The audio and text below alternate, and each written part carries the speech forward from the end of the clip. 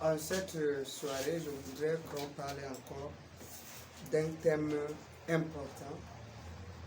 Le thème, c'est le réveil spirituel. Amen. Vous comprenez, n'est-ce pas? Amen. Le thème, c'est le réveil spirituel. Le réveil spirituel, c'est en fait l'état normal de l'Église. Est-ce que vous comprenez? Amen. Quand on parle de réveil spirituel, c'est l'état normal de l'Église. Une église doit être toujours éveillée. Une église ne doit pas dormir. Quand on dit qu'une église dort, ça veut dire quoi? Une église dormante, c'est une église où les membres de cette église ne prennent pas au sérieux la prière, le jeûne et la méditation quotidienne de la parole de Dieu. Ils n'ont pas une vie active. Est-ce que vous comprenez ça? Amen. Oui. Ils n'ont pas une vie active dans le Seigneur. C'est comme aujourd'hui, toi tu décides que tu manges chaque 3 jours. Tu vas ressembler à quoi? Dis-moi vrai. C'est tous les 3 jours que tu manges. Une fois tous les 3 jours. Tu bois l'eau une fois tous les 3 jours. Tu vas devenir chétif, n'est-ce pas? À la limite, mais tu vas mourir. C'est ça, n'est-ce pas? Oui. Tu vas mourir parce qu'il y a des gens qui ne supportent même pas une journée de jeûne.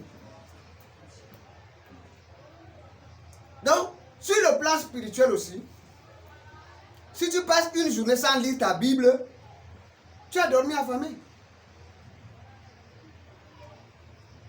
Si tu passes une journée sans prier, mais bien aimé, tu n'as pas respiré la journée. Parce que la prière, c'est la respiration du croyant. La prière, c'est notre respiration. Est-ce que tu peux suspendre ta respiration pendant 5 minutes? Non. Tu ne peux pas, n'est-ce pas? Oui. De même que tu ne peux pas suspendre ta respiration pendant 5 minutes, il faut comprendre que tu dois prier chaque jour. Jésus a pris un exemple concernant la veuve et le juge unique. Il disait que la veuve venait toujours importuner le juge unique. Au point où le juge unique a dit que non, bien que je ne sois pas une bonne personne, mais cependant, je vais répondre à cette femme-là. Je vais résoudre son problème. Parce que si je ne résous pas son problème, elle viendra sans doute me casser la tête chaque jour. La Bible dit que Jésus leur disait ça pour les amener à comprendre que ils doivent prier en tout temps, à tout moment. Un chrétien qui prie accidentellement, bien aimé, tu ne vas pas expérimenter le réveil spirituel. Le réveil spirituel, j'ai dit ici, c'est l'état normal de l'église. Et l'église, c'est qui? Ne pense pas que je suis en train de parler de l'église bâtiment. Non. Je ne parle pas de l'église en tant que structure. Je parle de l'église en tant qu'individu. Tu es une église. La Bible dit que tu es le temple du Saint-Esprit. Et si le Saint-Esprit de Dieu réside en toi, sache que tu es une église. Vous voyez un peu, n'est-ce pas? Oui. Là où les saints se rassemblent, là, comme nous sommes rassemblés actuellement, on appelle ça l'assemblée des saints. Ça, c'est l'église en tant que structure. Mais de manière singulière. De manière singulière, alors, l'église, c'est toi. L'église, c'est moi. L'église, c'est Oumarou. Si nous ne sommes plus en vie, le bâtiment, s'il va adorer Dieu, est-ce qu'on va encore appeler église? Non. C'est parce que les enfants de Dieu se réunissent en ce lieu, qu'on peut aussi appeler ce bâtiment église, comme pour dire qu'un lieu de rassemblement des saints. Vous comprenez, n'est-ce pas? Sinon, l'église c'est toi, l'église c'est moi. Amen. Et pour le réveil spirituel, Dieu a besoin de toi, Dieu a besoin de moi. Dieu veut nous utiliser pour amener un réveil, non seulement dans notre vie personnelle, parce qu'il n'y a pas de réveil collectif sans réveil individuel. Le réveil commence d'abord de manière individuelle dans la vie du croyant. Amen. Amen. Tu dois comprendre que si tu n'es pas réveillé, ton église ne peut pas se réveiller. Si toi tu es endormi, ton église va rester endormie. Parce que c'est toi qui dois vivre, qui dois animer la vie de l'église. Si toi-même tu es dans le sommeil, dis-moi, qui va amener ce réveil? Personne, bien-aimé. Personne ne peut amener ce réveil. Voilà pourquoi tu as besoin véritablement d'être embrasé par le feu du réveil. Amen. Amen. Amen. Ton amen, ce n'est pas né de nouveau. Je dis amen. Amen. Tu as besoin d'être embrasé par le feu du réveil. Amen. Un homme qui n'est pas embrasé, une femme qui n'est pas embrasée par le feu du réveil, ta vie sera tiède. Quand tu seras en train d'adorer, même c'est comme si c'est un cadavre qui adore.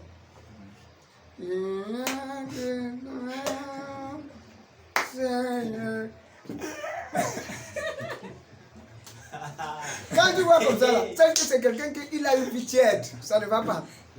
Vous comprenez? Amen. Quand tu commences à adorer, c'est là où le sommeil vient. C'est dangereux pour toi. Ça montre que ta vie n'est pas embrasée par le feu. Tu vois un peu? Oui, ta vie n'est pas embrasée. Quand ta vie est embrasée par le feu du réveil, bien aimé, on ne va pas te dire. Tu te lèves à minuit, tu veux prier. Tu te lèves à 6 heures, tu veux prier. Oh, yes. Tu te lèves à 7 heures, tu veux prier. À 8 heures, tu veux prier. Tu es en bout de chemin comme ça, tu es en train de marcher, tu veux prier. Amen. Partout là où tu pars, tu veux prier. À tout moment. On ne te demande pas d'aller prier. Quand on te dit même peut-être il y a études bibliques ici, c'est comme si on te poussait même, vas-y, vas-y. Bien aimé, c'est parce que tu n'es pas embrassé par le feu. Quand tu es embrassé par le feu, tu vas parler comme le psalmiste. Il dit qu'il désire passer tout son temps dans la présence de Dieu, dans la maison de l'Éternel. Oui, parce que le zèle de l'Éternel le brûle, ça le consume. Vous comprenez? Quand il y a le feu de réveil en toi, on ne va pas te dire je déjeuner. Il y a des gens qui pensent que quand on dit on décrète 3 jours de jeûne à l'église, on doit même casser le jeûne là à 18h. Hein. Bien aimé, il dit que j'ai fait quoi au pasteur? Parce que pour elle, pour cette personne-là, c'est une punition. Vous comprenez? Le jeûne est une punition. L'autre jour, j'étais à l'hôpital, même on m'a dit que j'ai perdu 5 kilos. Voilà, le pasteur, il vient il commence le jeûne. Là, il veut me finir. Vous voyez un peu, n'est-ce pas? Oui, c'est parce qu'il n'y a pas le feu du réveil. Tu comprends? Amen. Oui, tu n'as pas le feu du réveil. Quand il y a le feu du réveil, même quand tu maigris, reste seulement la tête, tu sais qu'il y a le Saint-Esprit. Amen. Amen. Vous comprenez, n'est-ce pas? Amen. Oui, tu ne te soucies plus pour le corps. Tu ne te soucies plus pour ça. Amen. Amen. Nous allons ouvrir rapidement nos Bibles dans Actes chapitre 4, versets 10 à 14. Actes des apôtres, chapitre 4, versets 10 à 14. Je vais lire. Je lis au nom de Jésus-Christ. Amen. Sachez-le tous, et que le peuple d'Israël le sache. C'est par le nom de Jésus-Christ de Nazareth que vous avez crucifié et que Dieu a ressuscité des morts. C'est par lui que cet homme se présente en pleine santé devant vous. Jésus est la pierre rejetée par vous qui bâtissez et qui est devenue la principale de l'angle. Il n'y a de salut en aucun autre nom, car il n'y a sous le ciel aucun autre nom qui ait été donné parmi les hommes par lequel nous devions être sauvés. Lorsqu'ils virent l'assurance de Pierre et de Jean, ils furent étonnés, sachant que c'étaient des hommes du peuple sans instruction, et ils les reconnurent pour avoir été avec Jésus. Amen. Amen. Bien-aimé, Pierre était là avec Jean. Et ils ont déjà commencé, ils ont commencé à prêcher l'évangile. Et pendant qu'ils prêchaient l'évangile, le peuple était là en train de les écouter. Mais cependant, ce qu'ils disaient était tellement difficile à comprendre. Et ils le disaient avec une certaine aisance. La Bible parle ici de l'assurance. Et ils ont été choqués au-dedans d'eux. Ils ont dit que, mais ça, ce sont des hommes sans instruction. Ils parlaient du salut, ils parlaient de certaines choses, ils parlaient de la crucifixion, ils parlaient de la résurrection de Jésus. C'était des termes que les Juifs n'avaient pas l'habitude d'entendre ça.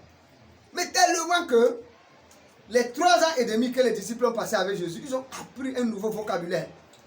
Et quand ils sont venus, la sagesse dont ils faisaient preuve étonnait le peuple. L'intelligence de la connaissance de la personne de Jésus-Christ dont ils exprimaient vis-à-vis du peuple impressionnait le peuple. Ils ont dit que mais nous connaissons ces gens-ci là. Ce sont les gens sans instruction. Le ici là c'est un pécheur. Jean c'est un pécheur. Tous là ce sont des pécheurs. Ils n'ont pas d'instruction. Quand on les rencontre c'est à la bénouée. Mais aujourd'hui comment ils parlent comme des gens qui ont fait l'académie française. Mais aujourd'hui comment ils parlent comme des gens qui ont été dans les grandes universités. Aujourd'hui comment ils parlent comme ça. Vous voyez un peu, n'est-ce pas? Amen. Mais cependant, la Bible dit que ils reconnurent ces disciples d'avoir été avec Jésus. Vous voyez un peu, n'est-ce pas? Oui. Bien aimé. Aussi longtemps que tu n'as pas l'assurance dans ta vie, le réveil ne viendra pas. Vous comprenez? Amen. Le réveil commence à venir quand tu es rassuré de l'évangile que tu as en main. Quand tu sais que cet évangile vient de Dieu. Quand tu crois que cet évangile va sauver. Quand tu parles aux gens avec assurance. Quand tu parles évangéliser avec assurance. Est-ce que tu comprends? L'assurance. Très important. Vous comprenez? Pour que le réveil spirituel arrive dans ta vie ou dans ta communauté, la première des choses, il faut d'abord avoir la soif du réveil. Toute première des choses. La soif du réveil. Espérer au réveil tout de suite, pas demain. À chaque fois que tu es dans la présence de Dieu, dis-toi que le réveil c'est aujourd'hui. Dis-toi que ce réveil que j'ai demandé à Dieu depuis, c'est aujourd'hui que ça doit se manifester. Amen. Si tu as cette soif chaque jour de voir le réveil, un jour tu seras en train de prier comme ça, quand le Saint-Esprit va descendre sur toi, tu vas te retrouver que le Saint-Esprit t'a pris, t'a jeté même là-bas. Amen. Tu tombes là-bas, tu dors. Amen. Il t'impacte correctement. Amen. Le matin, tu te lèves, tu es sourd. Tu es comme quelqu'un qui a bu le tramol. Tu es sourd du Saint-Esprit. Et maintenant, quand tu vas aller, après ce jour-là, quand tu vas te tenir devant les gens pour lui parler de son péché, tu vois les gens commencent à pleurer, les gens commencent à se repentir. Même en chemin, même où, les gens commencent à se repentir. Pourquoi? Tu as été impacté par le Saint-Esprit. À cause de la soif que tu avais dans ton cœur. Vous comprenez, n'est-ce pas? Amen. Oui. Charles Finet, quelqu'un qui arrive dans une entreprise comme ça, là, tout le monde se jette au sol. Les gens commencent à pleurer, à se repentir. Charles Finet passait en coup de route comme ça. Il dit, tu es ici, tu commences à te repentir seul. Finet, à cause de la présence de Dieu qu'il transportait. Un homme qui a été impacté par le feu du réveil. Le feu du réveil est une réalité. Et tant que ça ne va pas descendre dans ta vie, ne t'attends pas à grand chose dans ta vie. Tu vas venir faire les prières, tu vas rentrer. Tu vas faire les prières, tu vas rentrer. Jusqu'au jour où le Seigneur décide de révolutionner ta vie spirituelle. Quand une onction descend, ça change ta vie. Parce que le Saint-Esprit ne touche pas un homme pour rien. Il te touche pour un but. Amen. Amen. Pasteur Christ dit que, avant quand il était là, il prêchait. Les gens, ils partaient et prêchaient. Il est là, il prêche. Et puis après demain, les sœurs viennent à l'église, d'autres ne viennent pas. Ils prêchent encore. Après une semaine, d'autres disparaissent. D'autres font ceci. Ils partent même parfois dans les écoles quand ils prêchent. Ils voient les sœurs, les écoles des sœurs. Parce qu'au Nigeria, c'est ça. Les filles ont leur école différente. les garçons ont les écoles différentes, surtout dans le Grand Nord là, c'est comme ça. Et dans le Grand Sud, certaines écoles aussi, c'est comme ça. On ne mélange pas les filles et les garçons. On va construire une grande école en brousse. Comme par exemple, nous sommes ici, on part peut-être sur la route de Barnaquet là-bas, on va construire une grande école là-bas, et uniquement les filles à l'intérieur. Donc, aucun homme dans l'école là. Les filles. Et pendant qu'elles sont là, elles dorment là-bas, elles peuvent aller faire 3 mois, elles finissent, elles reviennent en famille. Dès qu'elles font les congés, elles retournent encore 3 mois, et puis elles finissent, elles retournent jusqu'à ce qu'elles finissent les 3 trimestres. Donc, parfois, on appelle les hommes de Dieu pour aller prêcher à ces filles-là, dans ces écoles. Quand il est arrivé là-bas, il dit qu'il prêche. Et puis tu vois, les filles disent Amen, Amen. Il se touche, il rit, il se moque de lui, il regarde. Il dit que chaque fois, il voyait ça. Mais il restait, il demandait à Dieu, mais qu'est-ce qui ne va pas? Il dit que parfois, tu affermis les gens, Au moment où tu penses que le pasteur que tu as affermi ici là peut déjà tenir les autres, il vient te dire qu'il est tombé avec une femme. Il restait là, il dit qu'il était fatigué. Il dit Seigneur, je suis fatigué. Et le Seigneur a mis dans son cœur de prendre un moment de retraite. C'est comme ça qu'il est allé prendre un moment de retraite. Seul dans la chambre. Il a commencé. Premier jour, deuxième jour, troisième jour. Il dit que pendant qu'il priait le troisième jour, il a senti quelque chose de lourd venir l'envelopper. Il dit que c'est comme ça qu'il a commencé à prier, à prier, à prier, à prier. Et on dit que pendant qu'il priait, les jours augmentaient. Il dit qu'il ressentait comment la présence là était en lui, très forte. Et jusqu'à ce qu'il a fait ces 7 jours, il est sorti. Dès qu'il est sorti, il arrive dans une école, des jeunes filles là encore. Cette fois-ci, on l'avait invité. Il dit qu'il arrive comme ça. Mais il ne savait pas comment fonctionnait l'onction là. Il arrive, il prêche, il prie. Les filles là ont commencé à connaître les choses d'avant là. Elle se tape les yeux. Elle regarde faire la main comme ça sur le prédicateur. Elle rit. Il regarde les filles là. Il dit que mais qu'est-ce qui se passe? Il reste tranquille. D'autres ne sont pas venus à l'intérieur. Elles sont restées au niveau de la porte. Elles regardaient. Elles suivaient. Il dit que ok. Et puis maintenant il a dit que qui croit qu'il peut être rempli du Saint-Esprit maintenant? Les gens ont levé les mains. Il dit que vous croyez? Vous croyez? Oui. Il dit qu'il reste à lui. Il dit Saint-Esprit, remplis-les, remplis-les, remplis-les. Oh, personne n'est rempli. Les gens sont là, ils le regardent avec les yeux comme ça. Saint-Esprit, remplis-les, remplis-les. Au nom de Jésus. Il dit que les gens sont là, ils le regardent. Tout le monde est debout. Il dit que mais Seigneur. Le Seigneur dit que demandez tous de s'arrêter les mains. Chacun arrête la main de son voisin jusqu'à. Ils se sont arrêtés les mains tous. Et il dit que le Seigneur dit que touche seulement la première personne qui est à côté de toi. Il dit que, il a dit, est-ce que vous êtes prêts? Est-ce que vous êtes prêts? Est-ce que vous êtes prêts? Recevez le Saint-Esprit. Dès qu'il touche le premier comme ça là, c'est comme le courant électrique qui a traversé tout le monde. Tout le monde dans la salle est tombé. Le baptême du Saint-Esprit. Les gens ont commencé à parler en langue là-bas. Il dit que depuis le jour là, jusqu'à aujourd'hui, il expérimente seulement la gloire dans son ministère. Amen. Vous comprenez? Oui. Dans la présence de Dieu, il a été impacté. Il a connu aussi la vie que tu es en train de vivre maintenant. Il a connu aussi les moments où tu pries, tu ne vois rien. Vous croyez qu'il n'a pas connu ça? Il a connu, mais il n'a pas cessé. Il avait cette assurance que Dieu l'a appelé et ce Dieu-là va l'utiliser. Aujourd'hui, face au Christ. Mais c'est un monument dans le monde entier. C'est un monument. C'est un monument. On l'appelle le spécialiste des cancers. Pour lui, c'est les cancers. Les cancers que, quand on dit cancer phase terminale, va voir face au Christ. C'est le spécialiste là-bas. Il va prier pour toi, le cancer là-bas disparaître. C'est pour cela que vous voyez les blancs remplis dans son ministère. Ça, c'est la maladie des blancs. Les blancs, la majorité des cancers là se développent beaucoup chez les blancs. Et quand ils viennent là, ils voient la main de Dieu dans son ministère. Et c'est pour cela, vous voyez, son ministère est grand. Parce qu'il y a des hommes et des femmes en Chine, en Inde, en Amérique, en Angleterre, partout dans le monde entier qui soutiennent son ministère. Je vous ai dit, son rhapsodie là, on a parlé de dernièrement, 7000 langues ont traduit.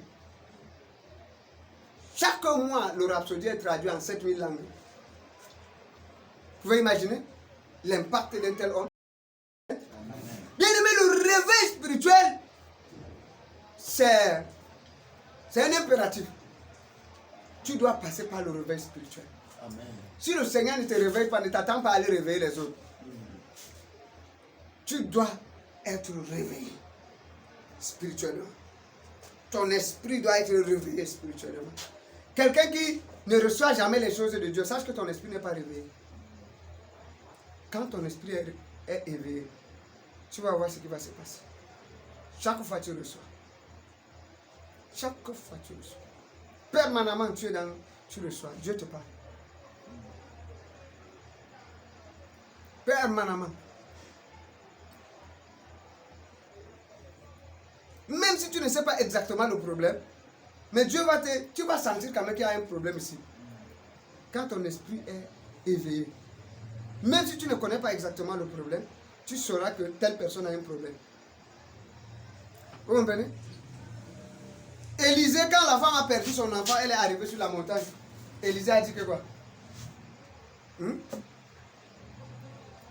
Cette femme a de l'amertume dans l'âme, mais Dieu m'a caché son problème. Ça, c'est Élisée qui dit ça. Mais Dieu m'a caché son problème. Donc la femme était devant le prophète, mais le prophète savait qu'elle avait des problèmes. Mais cependant, quel problème exactement?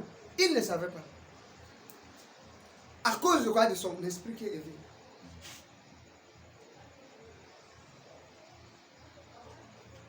Est-ce que vous comprenez ça? Amen. Oui. Nous allons continuer dans Actes chapitre 4, verset 26 à 31.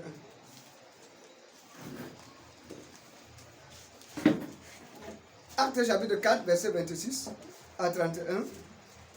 La Bible dit que les rois de la terre se sont soulevés et les princes se sont ligués contre le Seigneur et contre son nom.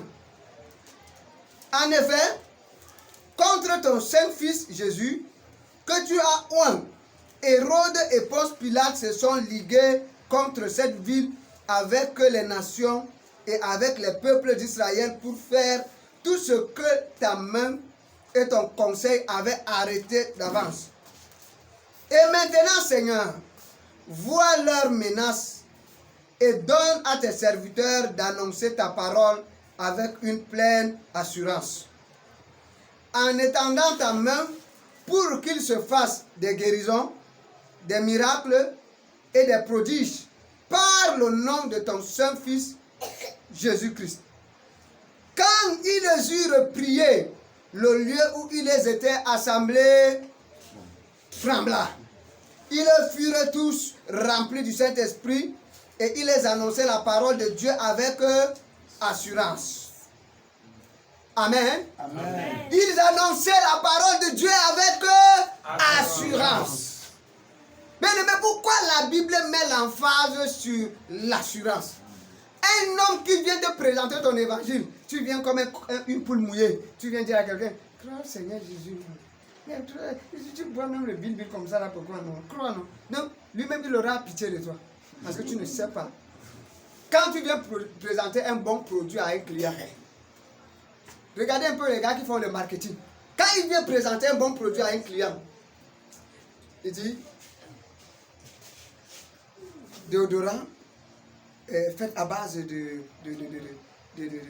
d'éthylène et de titi avec un emballage ceci. Donc quand lui-même il décrit la chose, tu dis qu'il connaît sa chose. Vous voyez un peu, n'est-ce pas?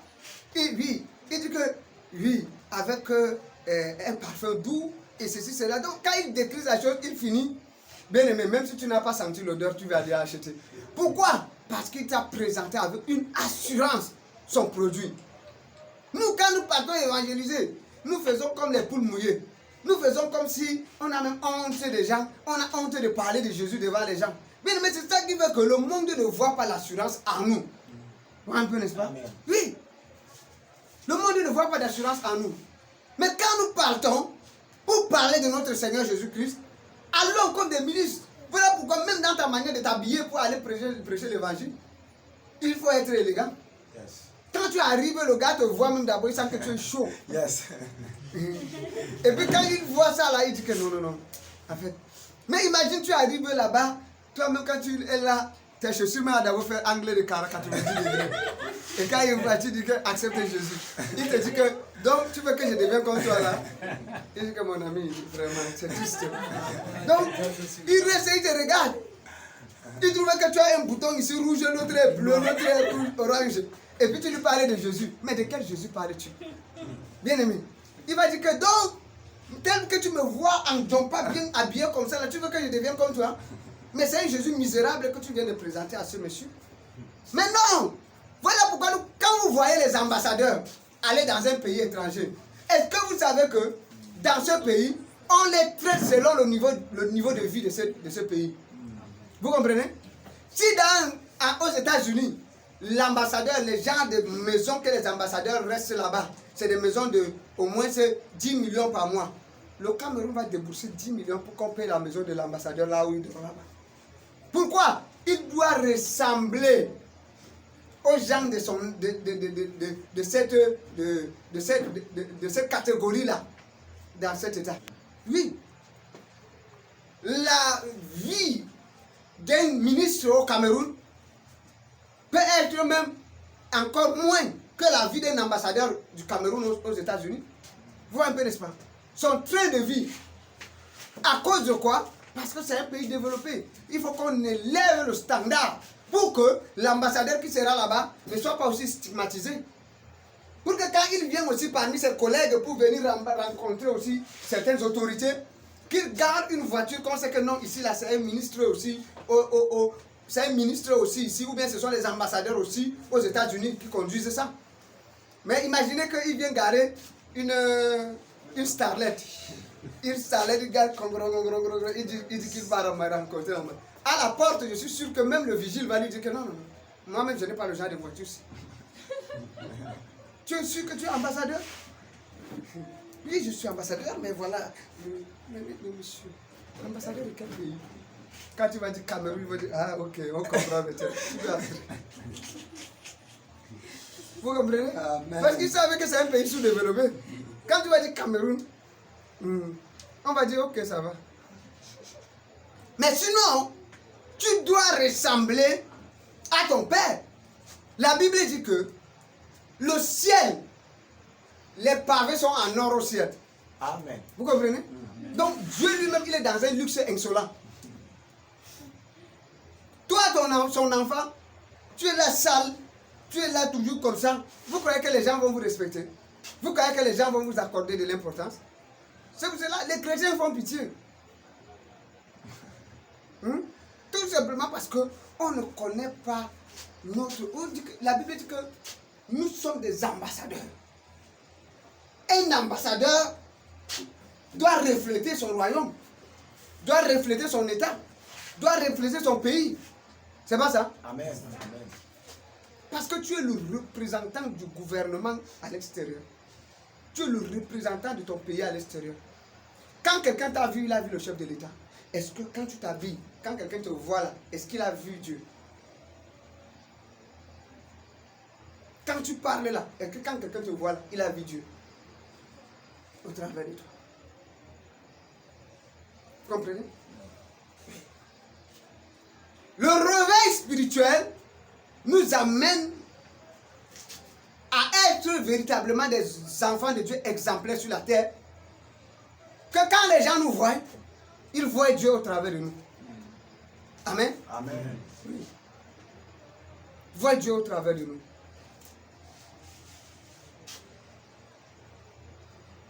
Et ils avaient cette assurance. La Bible dit que quand ils ont prié, ils ont dit à Dieu que les Juifs se sont levés, les rois de la terre, les princes se sont levés contre ton nom, Jésus, ton saint fils, Jésus-Christ. Ils se sont ligués contre lui. Mais cependant, Seigneur, vois leurs menaces. Vois leurs menaces. Et donne-nous maintenant avec une pleine assurance. Vous comprenez? Amen. Oui. Une pleine assurance. Parce que s'il n'y a pas l'assurance, Comment tu sais que tu es en train de prêcher ici? Et je sais que tout de suite, là, les militaires vont entrer ici avec la matraque pour commencer à nous fouetter ici. Est-ce que votre esprit sera ici dans ce que je fais là? Est-ce que moi-même, je vais vous prêcher avec assurance? Non. Quand il y a la persécution, il y a la menace. Et on n'est plus assuré. On se dit que mais, ce Dieu-là, il dit qu'il est tout puissant. Mais comment les gens sont en train de nous persécuter comme ça? Lui, il ne se lève pas. Il laisse qu'on nous fouette, il laisse qu'on nous tape, il laisse qu'on nous malmène. Et au point où, nous-mêmes d'abord, nous n'avons plus d'assurance. Nous sommes confus. On ne sait plus si on doit continuer à faire ça ou qu'est-ce qu'on doit faire. Concrètement, on est dépassé. Tu entres immédiatement dans la confusion. Et demander à Dieu donc, donne-nous à annoncer l'évangile avec une pleine assurance.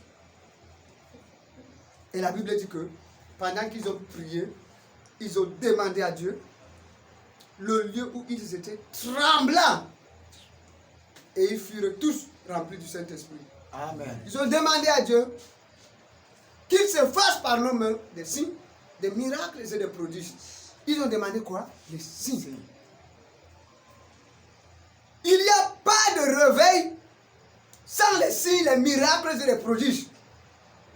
Sinon, comment les hommes vont être convaincus que le Dieu que vous prêchez là est un vrai Dieu? Ils doivent voir.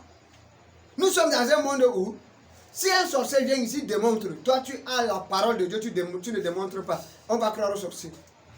Regardez comme à l'époque d'Élie. Élie a démontré Dieu. Il a dit que si Baal est Dieu, suivez Baal. Mais si l'Éternel est Dieu, suivez l'Éternel. Il y a une démonstration de la puissance. Il n'y a pas de réveil spirituel sans démonstration de la puissance.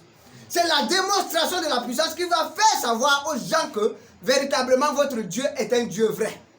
C'est la démonstration de la puissance qui va amener le peuple à comprendre que l'autre Dieu n'est pas puissant comme votre Dieu. Et voilà pourquoi ils vont s'attacher à votre Dieu. Mais quand il n'y a pas la puissance, les gens vont dire que nous sommes fatigués de philosophie. Nous avons écouté ça à l'école. Nous avons écouté ça à l'université. Nous avons écouté ça partout. Mais maintenant, nous voulons ce qui est pragmatique. Nous voulons ce qui est palpable. Nous voulons ce que nous pouvons toucher. Nous pouvons expérimenter. Quand quelqu'un vient avec sa maladie et qu'il est guéri instantanément, bien aimé dans le Seigneur, ça brise l'incrédulité en lui. Et la personne devient maintenant un véritable disciple. Amen. Amen. Amen. Amen. Oui. Le réveil spirituel, nous en avons besoin. Et quand tu as déjà la soif, comme premier élément que j'avais donné, le deuxième élément, c'est la prière fervente. La soif te plonge dans la prière. La prière fervente, ce n'est pas une simple prière. Une prière que aussi longtemps que tu n'as pas vu ce que tu attends de Dieu, tu n'arrêtes pas. Seigneur, je veux voir les paralytiques marcher. Même si c'est 10 ans, si tu n'as pas vu le premier paralytique marcher, ne bouge pas. Reste à ton poste comme Habakkuk. Reste à ton poste. Jusqu'à ce que le Seigneur te réponde. Amen. Amen. La prière fervente. Après la soif du réveil, il faut la prière fervente. Et c'est après la prière fervente que le lieu que tu es va trembler. Amen. Amen. Amen. Oui, et quand ça va trembler, Dieu va te oindre d'une huile spéciale. Et quand tu vas sortir de sa présence, tu viendras avec une onction supérieure. Amen. Amen. Oui, tu viendras avec une onction supérieure. Et avec cette onction, tu pourras donc renverser les forteresses. Tu pourras donc détruire les puissants des ténèbres. Tu pourras donc guérir les malades. Ce sont les dons. Pendant que tu es dans la présence du Saint-Esprit, la Bible dit que le Saint-Esprit donne à chacun comme il veut. Amen. Amen. Mais cependant, quand tu aspires aussi, le Saint-Esprit te donne. Amen. Amen. L'apôtre Paul a dit, aspirez aux dons les meilleurs. Aspirez. Quand tu vois un don chez quelqu'un, tu dis que Seigneur, je veux aussi le don là. Ce n'est pas un péché. Tu dois aspirer. Et Dieu va te donner. Amen. Amen. Amen. Amen. Amen. Oui. Après la prière fervente, qui est le deuxième élément, le troisième élément, c'est aspirer à la plénitude de l'esprit et aux dons spirituels. Si tu veux voir le réveil, aspire à la plénitude de l'esprit. Sois toujours rempli du Saint-Esprit. Sois toujours rempli de sa présence. Partout là où tu pars, que la présence du Saint-Esprit soit en toi. Amen. Amen. Aspirer à la plénitude de l'esprit et au don de l'esprit. Oui, ils ont aspiré et la Bible dit que quand ils eurent prié, le lieu où ils étaient assemblés trembla. Ils furent tous remplis du Saint-Esprit. C'est de ça, j'ai dit aspirer à la plénitude du Saint-Esprit. Et comme le lieu fut, ils furent remplis du Saint-Esprit, et la Bible dit que et ils annonçaient la parole de Dieu avec assurance. Dans le manque de la plénitude du Saint-Esprit dans ta vie, occasionne ou bien favorise la prolifération du doute. Le doute va commencer à se manifester dans ta vie. Mais quand tu es plein du Saint-Esprit, il y a des choses que tu dis avec assurance. Amen. On t'amène n'importe où, même devant les rois. L'apôtre Paul n'avait pas peur. Amen. Jusqu'à ce que le roi Agrippa dit que non, si je continue à écouter le jeune homme, là, tu es sur le point de me convertir. À cause de quoi? De l'assurance. Amen. Quand tu parles de ce Jésus, tu parles avec passion. Et les gens qui sont là, ils se disent que yes, tu connais de quoi tu parles. Amen. Amen. Amen. Amen. 2 Corinthiens chapitre 3, verset 4. 2 Corinthiens chapitre 3, verset 4. Nous allons lire pour voir un certain nombre de choses encore ici. Voilà ce que la Bible dit. 2 Corinthiens chapitre 3 verset 4. La Bible dit ici que cette assurance-là, nous l'avons par Christ auprès de Dieu. Ce n'est pas à dire que nous soyons par nous-mêmes capables de concevoir quelque chose comme venant de nous-mêmes. Notre capacité, au contraire, vient de Dieu. Amen. Amen. Notre capacité vient de Dieu. Il dit que cette assurance-là, ne pensons pas que ça vient de nous, mais nous l'avons par Christ. Amen. Amen. Nous avons une assurance par Jésus-Christ, bien-aimé. Quand Jésus-Christ est pleinement en nous, il s'exprime. C'est pour cela qu'il a dit que quand on va vous arrêter, on va vous amener devant les rois. Il dit que ne vous souciez pas de ce que vous allez dire là-bas, mais restez tranquille. Ce que vous allez dire là vous sera donné à l'heure même. C'est-à-dire que quand on va vous poser la question, le Saint-Esprit qui est en vous va vous donner une réponse pour répondre à cela à l'instant même. Amen. Amen. Oui. Cette assurance vient de Dieu. Cette assurance vient du Saint-Esprit. Cette assurance vient de Jésus-Christ. Quand nous avons Jésus-Christ dans toute sa plénitude en nous, l'assurance se manifeste. Amen. Amen. Amen. Amen. Oui. L'assurance se manifeste. Et quand le Seigneur te réveille, le réveil spirituel vient et la porte d'entrée du réveil spirituel, c'est le salut. Amen. Amen. Le salut. Pour que quelqu'un soit réveillé, il faut que la personne accepte d'abord le Seigneur Jésus. Amen. Amen. Oui. Et quand il va accepter le Seigneur Jésus, le Seigneur va le réveiller. Et quand il va sortir de son sommeil, lui aussi, il pourra aller réveiller ceux qui dorment. Amen. Amen. Est-ce que quelqu'un qui dort peut réveiller une autre personne qui dort? Impossible. Non, tu ne peux pas. Tu ne peux pas. Parce que vous tous deux, vous n'êtes pas sobres. Vous comprenez? Oui. Vous êtes en train de dormir, votre esprit est ailleurs. Vous êtes comme des morts. Mais cependant, quand une personne se réveille, c'est à ce moment qu'il pourra réveiller son frère. C'est ça, n'est-ce pas? Oui. Comprenez ça. Le salut des âmes.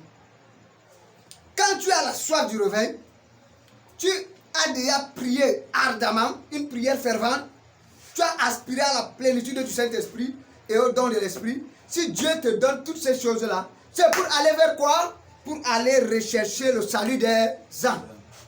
Pour aller prêcher la bonne nouvelle. Amen. Amen. C'est pour cela que on ne parle pas de réveil spirituel sans récolte massive des âmes. Vous voyez un peu? Oui. Quand il y a un réveil spirituel dans une nation, beaucoup de gens croient au Seigneur Jésus pendant cette période. Beaucoup de gens vont connaître la lumière pendant cette période. Vous voyez un peu, n'est-ce pas? Oui. Regardez Renard Bonke. Sa croisade à Lagos avait réuni presque 4 millions de personnes. Une croisade. Regardez Iya Adeboye, actuellement au Nigeria. Oui. Il fait culte avec 4 millions de personnes. Maintenant, il est en train de construire une église de 9 millions de personnes. Vous voyez, n'est-ce pas? Oui. 4 millions de personnes. Culte de 4 millions de personnes. Ça là, fait 2 cultes. 4 millions, ça fait 8 millions. Vous comprenez? Maintenant, il est en train de construire une église de 9 millions de personnes. Il dit quoi? Il vient dire quoi là, les gens se ressemblent comme ça. Il parle de quoi? C'est le même Jésus que moi je prêche là. Est-ce que vous comprenez? Amen. C'est une grâce particulière. La grâce pour rassembler les fous. C'est une grâce particulière. C'est une grâce. Il y a des gens que tu vas faire, même, tu vas organiser un programme ici, 2 personnes ne vont pas venir. Vous voyez un peu? Mais toi tu organises ta part, tu ne sais pas comment les gens sortent d'où. Ils viennent de partout. Pourquoi? C'est une grâce.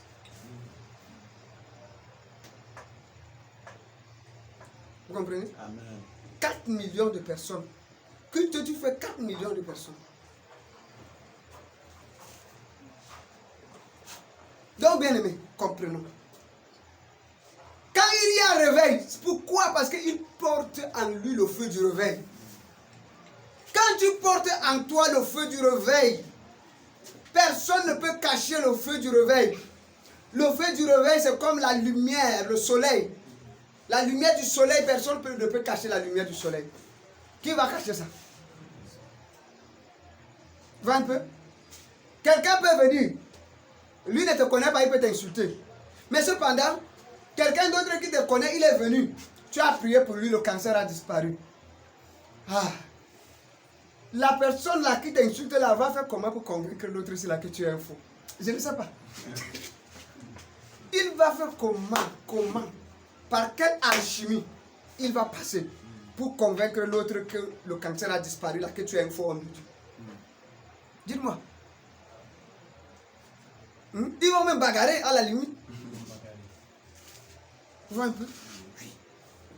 Donc, les signes, les miracles, les prodiges accompagnent ceux qui ont cru. Hein? Amen. Oui, ceux qui ont cru et qui ont décidé à leur tour d'aller faire sortir leurs frères des ténèbres vers son admirable lumière. Pendant que tu pars, il dit que allez, faites de toutes les nations des disciples. Hein? Faites de toutes les nations des disciples. Baptisez-les au nom du Père, du Fils et du Saint-Esprit. Et enseignez-leur à observer tout ce que je vous ai prescrit. Et voici, je suis avec vous tous les jours jusqu'à la fin du monde. Et dans le livre de Marc, il va dire que voici les signes qui accompagneront ceux qui auront cru. En mon nom, ils chasseront des démons. Ils parleront de nouvelles langues. Ils imposeront le mot aux malades et les malades seront guéris. Amen. Amen. Oui, c'est des signes. C'est des signes qu'il y a le réveil spirituel qui est derrière ta vie. C'est le signe que tu es un porteur de réveil. C'est le signe que la main de Dieu est sur ta vie. Vous voyez un peu, n'est-ce pas? Oui. Oui. Parce que tout le monde, tout chrétien n'arrive pas à faire ça. Tout chrétien n'arrive pas à faire ça. Mais cependant, ceux qui font ça, ce sont des gens que Dieu a déjà mis leur marque, sa marque sur eux. Ils commencent à faire. Mais ça ne veut pas dire que tu es arrivé. Il y a encore des profondeurs. Amen. Si aujourd'hui tu pries, le palu disparaît, les règles douloureuses disparaissent. Mais ça, c'est pas le niveau le plus élevé du miracle. Vous voyez un peu? Le niveau le plus élevé du miracle, vous savez c'est quoi? Au niveau le plus élevé du miracle, vous savez c'est quoi? Cancer. Hein? Cancer. C'est la pire. Ah, et convertir les âmes. Voilà le plus grand miracle. Quand tu vas prêcher à quelqu'un qui est au cabaret, qui boit chaque jour, qui saoule, et puis Dieu le fait abandonner l'alcool. Quelqu'un qui est à Yellow dans le cas de prostitution, tu vas prêcher à une prostituée, elle abandonne la prostitution. Toi, tu n'as rien vu, mais tu ne sais pas la gymnastique que le Saint-Esprit a fait pour qu'il abandonne ça. C'est le plus grand miracle. Amen. Vous comprenez? Le plus grand miracle, c'est le salut des âmes. Amen. Le plus grand miracle, c'est le salut des âmes.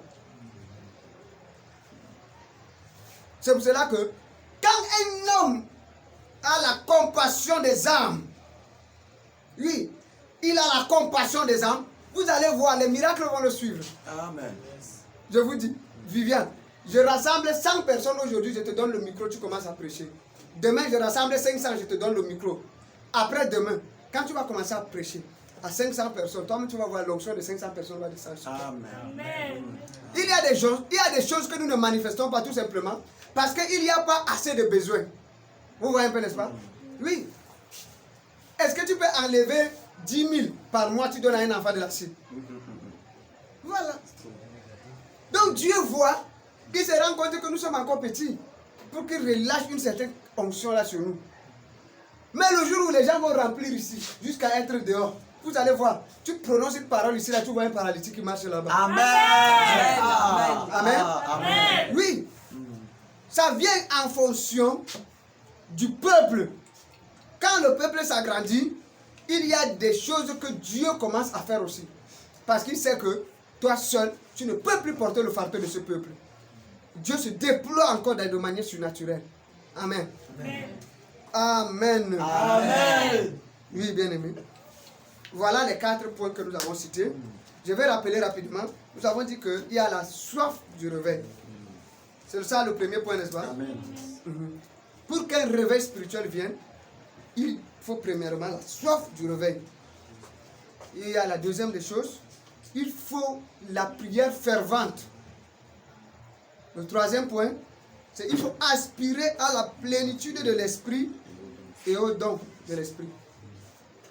Et enfin, il faut avoir la soif des âmes, rechercher ardemment le salut des âmes. Rechercher ardemment le salut des âmes. La soif des âmes. Oui.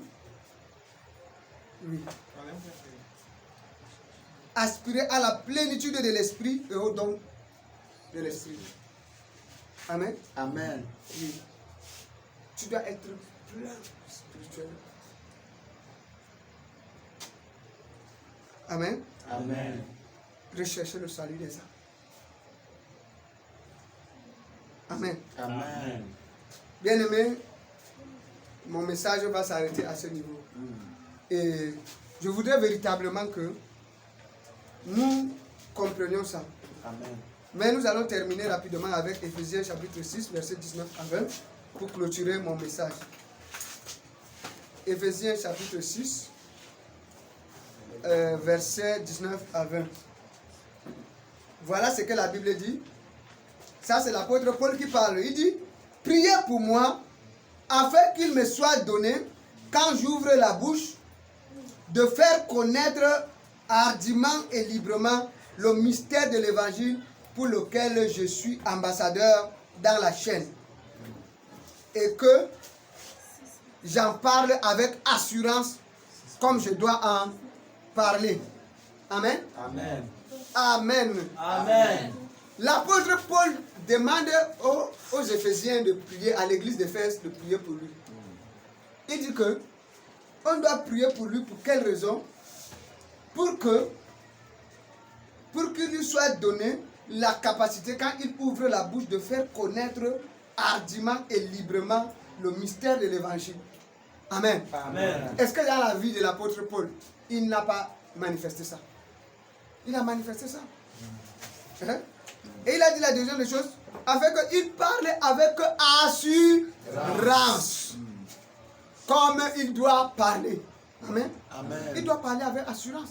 Je vous ai dit ici que quand tu ne parles pas avec assurance, le monde ne saura pas véritablement que ton Dieu est vrai.